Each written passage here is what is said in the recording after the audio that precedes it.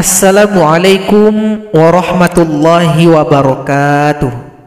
Sahabat pecinta Al-Quran semuanya, kita akan mempelajari Hamzah Wasal dan Nun Wiqayah. Perhatikan buku Tajwid Offline halaman 60 sampai 63. Bagi sahabat Al-Quran yang ingin mempelajari ilmu tajwid, alhamdulillah di channel ini telah kita rangkumkan materi yang kita bahas dalam bentuk buku PDF, buku Tajwid Offline. Jadi sahabat Al-Quran, agar mudah dalam memahami buku Tajwid Offline, sahabat Al-Quran akan dibantu dengan video penjelasan. Bisa dibuka melalui channel kami, dari Ridwan Channel. Kemudian cari menu playlist. Setelah terbuka, klik nanti video buku Tajwid Offline. Maka di situ akan kita berikan penjelasan dari materi buku Tajwid Offline. Insya Allah buku ini akan kita cetak nantinya di penerbit. Sekarang ini masih dalam tahap editing. Untuk sementara waktu bisa kita pakai file PDF ini, buku Tajwid Offline. Bagi sahabat Al-Quran yang berminat bisa hubungi kami nanti di nomor WA. Akan kami kirimkan filenya gratis untuk sahabat Al-Quran. Yang penting kita semuanya bisa sama-sama belajar. Bagi sahabat Al-Quran yang ingin berdonasi juga dipersilahkan. Akan kami tampung juga, bisa di chat nantinya di WA. Bagi sahabat Al-Quran yang belum bisa berdonasi tidak apa-apa. Yang penting kita sama-sama belajar. Oke, silakan nanti diminta ke kami mengenai file PDF ini.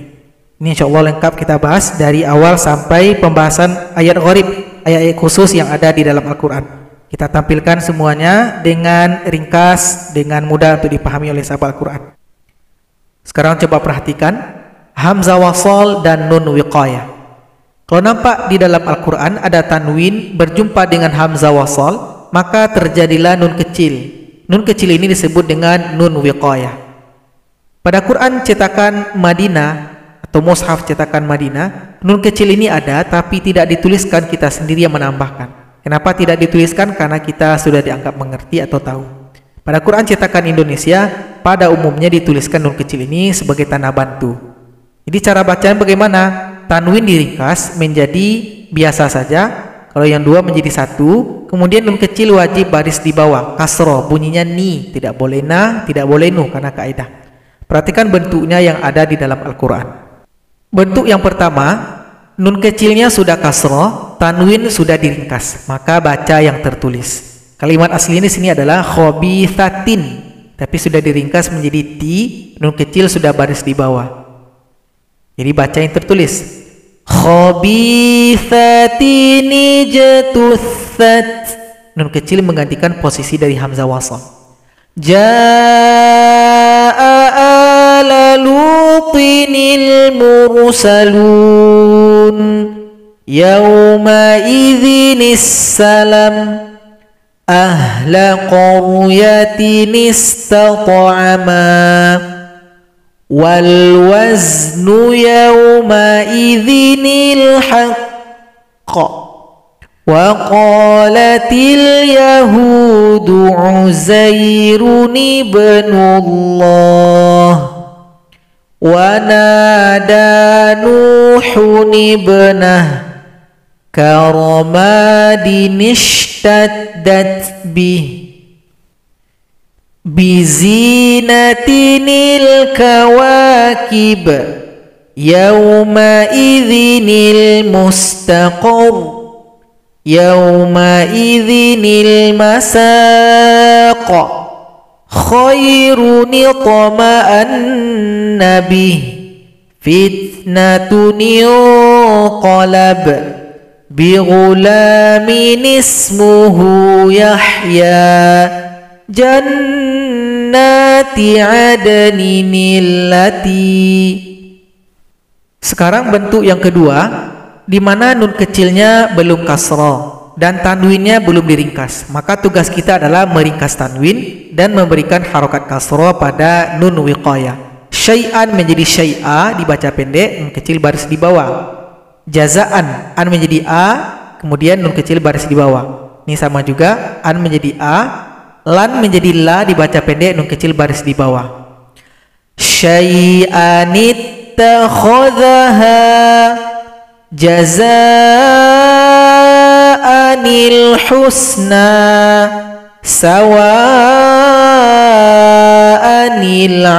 akif Mathalanil qaum. Ini juga seperti itu ya cara bacanya, sehingganya sahabat Quran bisa mudah ketika mempelajari buku ini. Sekarang coba perhatikan sahabat Quran, kita akan membahas bagaimana cara membaca tanwin yang tidak digabung dengan hamzah wasal. Jadi caranya adalah tanwinnya dijadikan mad iwad, kemudian hamzah wasal harus diberikan harokat. Jadi bagaimana cara pemberiannya? Kalau alif lam langsung fathah, alhamdu, as-sama'u. Kalau dia bukan alif lam, misalkan huruf yang setelah alif itu ada huruf jim atau huruf ta atau huruf shin, maka lihat huruf yang ketiga. Kalau huruf yang ketiga itu fathah dan kasroh, maka bunyi hamzahnya i. Kalau huruf yang ketiga itu dhamma, maka bunyi hamzah itu u. Perhatikan di sini huruf ketiganya fathah, maka ijtaba. Di sini huruf ketiganya kasroh, maka ittabi'u. Huruf ketiganya dhamma, ushdud. Coba perhatikan di sini kalau kita gabung, ini cara wasalnya.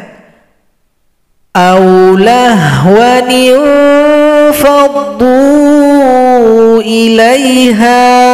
Ini tulisannya kalau kita gabung, ini lafaz Qur'annya. Kalau kita waqaf, aulahwa.